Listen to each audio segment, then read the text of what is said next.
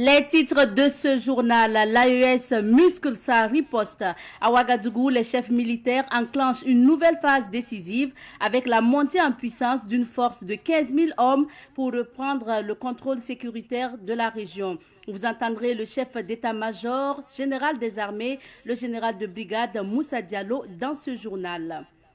Rapport de Human Rights Watch, la CNAVC dénonce une désinformation stratégique et accuse l'ONG d'entretenir la confusion entre les forces nationales et groupes terroristes dans un contexte de lutte sécuritaire intense. À suivre dans cette édition. Madame, Messieurs, bonjour et bienvenue au journal de la mi-journée sur Savan TV. Et je vous le disais en titre, à Ouagadougou, les chefs d'état-major de l'Alliance des États du Sahel sont réunis depuis ce 16 avril 2026 pour une session stratégique de 2 jours. Objectif, valider des travaux techniques et accélérer la mise en place de la force militaire conjointe de l'AES, prévue pour atteindre 15 000 hommes. Au cœur des échanges, la coordination des opérations et le partage de renseignements pour renforcer la sécurité dans la région. Écoutons le chef d'état-major général des armées, le général de brigade Moussa Diallo, au micro de Issa Omarati. Cette rencontre de ce matin fait suite à la rencontre des experts de la confédération AES. Les experts militaires se sont retrouvés ici depuis le 7 jusqu'au 15 avril passé. Donc ils ont produit un travail. Et ce travail a été soumis pour décision. Et ces décisions qui seront prises ici à notre niveau vont permettre d'avoir un impact dans la conduite des opérations sur le terrain et permettre au commandant de la force unifiée de conduire sa mission sur le terrain. Alors, maintenant, par rapport à tout ce qui a été dit, nous pensons que cette réunion, notre armée monte en puissance, notre armée, la FEU, monte en puissance pour dire que dans tous les cas, nous sommes là et que nous allons vraiment exécuter les missions qui seront déclinées par les chefs d'État et les ministres. Et dans un deuxième ordre, nous avons parlé également de la situation sécuritaire de notre territoire dans l'espace, en fait de l'espace confédéral. Et dans cela, nous avons dit que nous sommes AES. Nous restons AES. Et tous ceux qui voudront s'en prendre à l'espace AES trouveront la force unifiée en face d'eux. Je pense que le message est clair et que tout le monde a pris acte.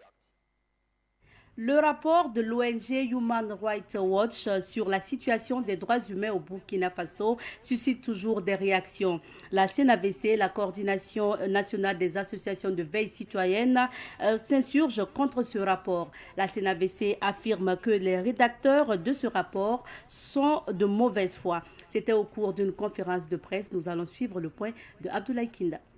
Le 2 avril dernier, l'ONG Human Rights Watch publié son rapport sur l'insécurité au Burkina Faso. Ce rapport qui incrimine nos forces combattantes est dénoncé par la Coordination nationale des associations de veille citoyenne, CNAVC. La CNAVC tient à souligner que ce rapport souffre de graves insuffisances méthodologiques. Absence de présence officielle de Human Rights Watch au Burkina Faso, absence d'accès direct et contradictoire aux autorités nationales, recours à des témoignages indirects, souvent anonymes et non vérifiables, posture accusatoire préalable orientant l'ensemble des conclusions. Un tel document ne saurait être considéré comme une expertise indépendante. Il s'apparente plutôt à un réquisitoire politique déguisé en rapport technique. Pour la CNAVC, c'est une tentative de manipulation du peuple burkinabé. Elle lance alors un appel à la vigilance. Au peuple burkinabé, rejet total de ce rapport fallacieux, renforcement de la vigilance citoyenne, mobilisation patriotique continue. Aux acteurs de la veille citoyenne de se tenir prêts à répondre à tous nos ordres de mobilisation, à intensifier les actions de sensibilisation et de défense de la vérité, à la Confédération des États du Sahel de faire un communiqué contre ce rapport, aux journalistes et médias de l'espace AES, que votre plume, votre micro et votre caméra servent à dévoiler cette perfidie de Human Rights Watch. Aux partenaires internationaux du Burkina Faso, ne pas se laisser abuser par ce rapport aux visées manipulatoires. Poursuivre et renforcer la coopération avec un Burkina Faso souverain. Selon le président du mois de la CNAVC, ce rapport est purement et simplement mensonger. Tout est fictif. Ils ne sont pas venus constater sur le terrain. C'est des apatrides qui ont donné des effectifs, des informations qui ne tiennent pas la route. Et c'est ça qu'ils ont colmaté pour pouvoir rédiger ce rapport de 300 et quelques pages contre le Burkina Faso. C'est pourquoi nous sommes sortis ce soir pour dire non. Nous sommes sortis protester contre ce rapport. Et à chaque fois, sachez que l'impérialisme se base sur ce rapport-là pour dresser des sanctions contre nos pays. Le peuple burkinabé est invité à sortir manifester contre l'ONG Human Rights Watch dans les jours à venir. Direction l'Université Aube Nouvelle de Ouagadougou pour parler du lancement de la caravane AGL Moving Tour. Cette caravane est une initiative de Africa Global Logistique AGL au profit des universités en vue de susciter l'attachement des étudiants au domaine de la logistique et du transport. Une opportunité offerte aux étudiants en logistique et transport pour toucher du doigt les réalités du terrain. Le lancement de la caravane s'est tenu hier, il faut le rappeler, en présence de Germaine Farama. Caravane AGL Moving Tour, une caravane propre à Africa Global Logistique, AGL, qui se déporte au Burkina après sa première expérience à la CAN 2025 au Maroc. C'est une caravane dédiée aux étudiants évoluant dans le domaine du transport et de la logistique pour leur présenter les opportunités liées au domaine. Ainsi, du 15 avril au 10 mai, Africa Global Logistique compte sillonner les universités de Ouagadougou et Bobo-Dioulasso pour expliquer le métier de la logistique et du transport, domaine essentiel pour le développement économique. Durant près d'un mois, les étudiants vont passer de la théorie académique à la pratique. C'est avec beaucoup d'humilité, beaucoup d'attachement au Burkina que nous sommes venus, après le Maroc qui a abrité à l'occasion de la Coupe d'Afrique, pour initier Caravane Moving au Burkina. Une chose est sûre pour nous, c'est une première étape. Nous allons faire davantage pour permettre à nos jeunes frères, nos enfants, d'embrasser les carrières de la logistique qui est inconditionnellement l'enjeu de demain. Nous voyons ce qui se passe dans le monde, les enjeux logistiques. Nous savons pour les pays de l'intérieur, ces enjeux sont encore doublés. Nous sommes au Burkina, nous allons rester modestement à vos côtés et nous allons bâtir ensemble le Burkina de demain, cher aux autorités du Burkina Faso. L'Université Aube Nouvelle, l'une des universités à former les étudiants en transport et logistique, est la première à accueillir cette initiative de Africa Global Logistique. Les responsables de l'université se réjouissent de la confiance de l'AGL, l'un des meilleurs employeurs de leurs étudiants. En tant qu'une des écoles qui forment des étudiants, cette initiative de AGL qui fait qu'une entreprise qui vient vers l'école pour apprendre, savoir quels sont les différents corps de métier dans le transport logistique, nous pensons que c'est une initiative à louer. Le gouvernement burkinabé soutient l'initiative de l'AGL qui s'inscrit dans la même lancée que ses objectifs. Il invite les étudiants à profiter de l'occasion. L'État s'emploie à créer les conditions favorables à votre réussite. Mais cette réussite dépend également de votre engagement personnel.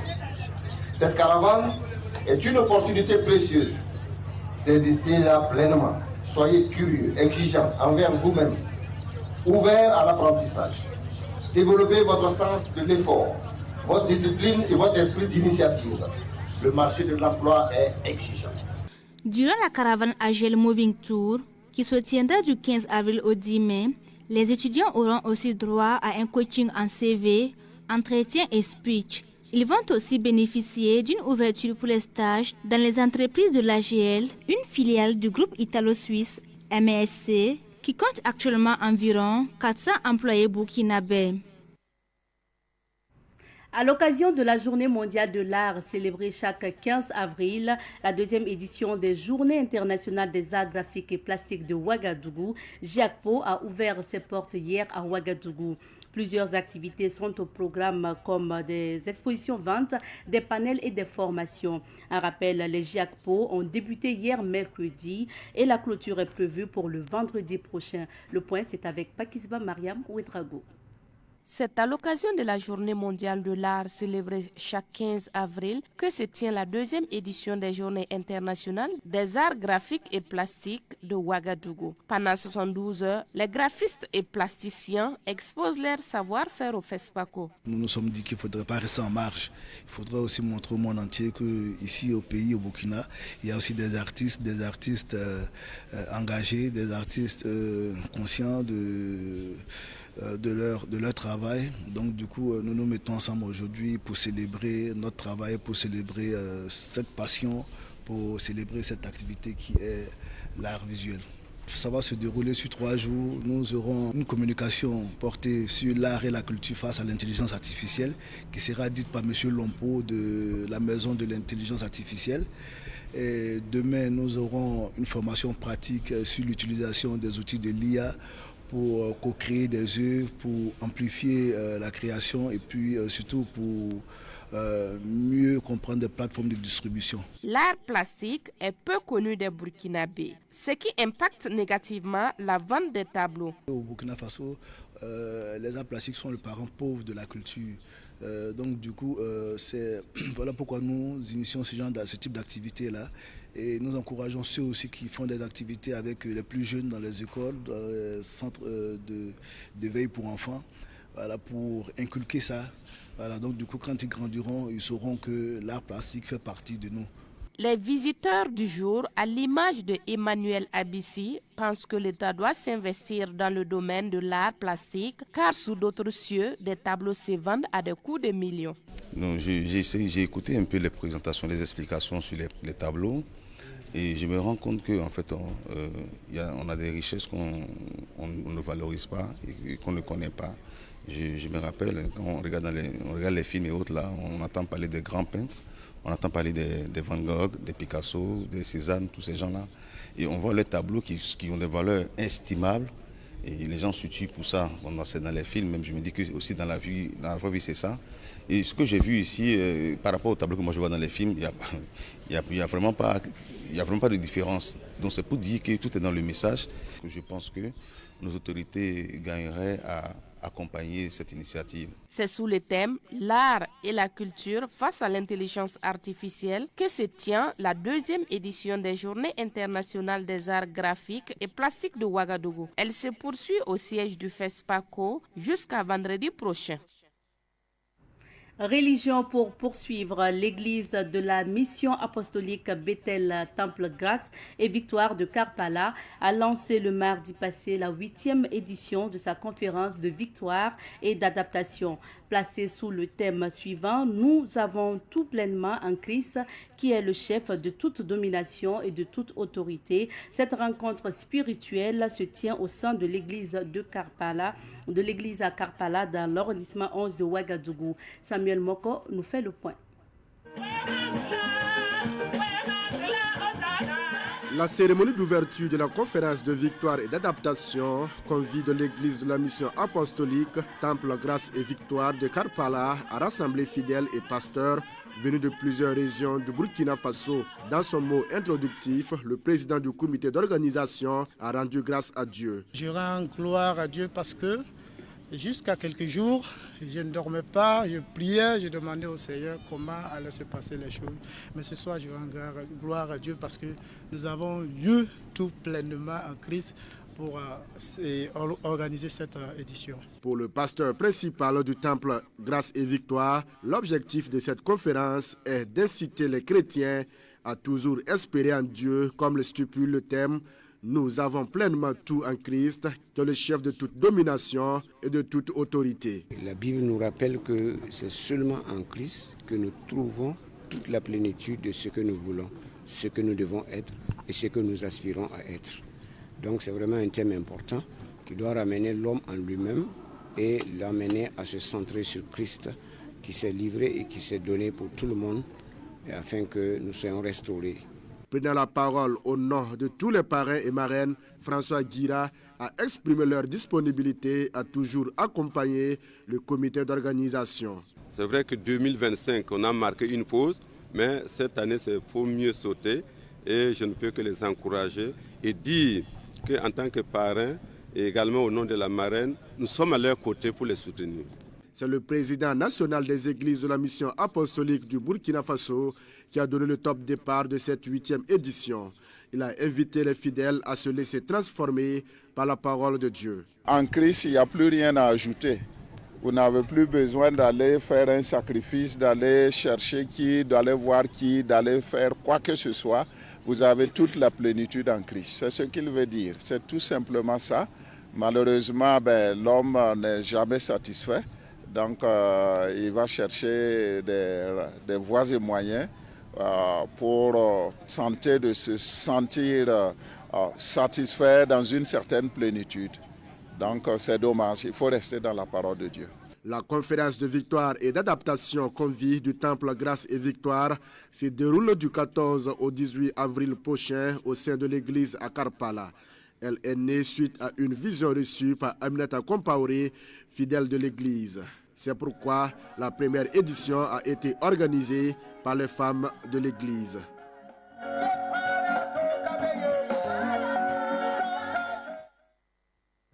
L'actualité internationale à présent, l'activiste panafricaniste Kémi Séba a été arrêté lundi dernier en Afrique du Sud. Selon le communiqué de la police sud-africaine, Kémi Séba fait l'objet d'une procédure d'extradition en cours. Nous allons suivre le commentaire de Flore Consporé. L'activiste panafricaniste Kémi Séba a été arrêté lundi dernier en Afrique du Sud. Selon le communiqué de la police sud-africaine, Kémi Séba fait l'objet d'une procédure d'extradition en cours. Le même communiqué précise que l'activiste a été interpellé lundi en compagnie de son fils pour des faits présumés de facilitation d'entrée illégale au Zimbabwe via le fleuve Limpopo. En rappel, Kémi Séba est visé par un mandat d'arrêt international par les autorités béninoises qui l'accusent d'avoir soutenu le coup d'État manqué de décembre dernier. Leur comparution a été fixée au 20 avril 2026 prochain et ils ont été placés en détention provisoire dans l'attente de procédures d'extradition. Point final pour l'édition de la mi-journée sur Savane TV. Merci à vous de votre fidélité et bon appétit.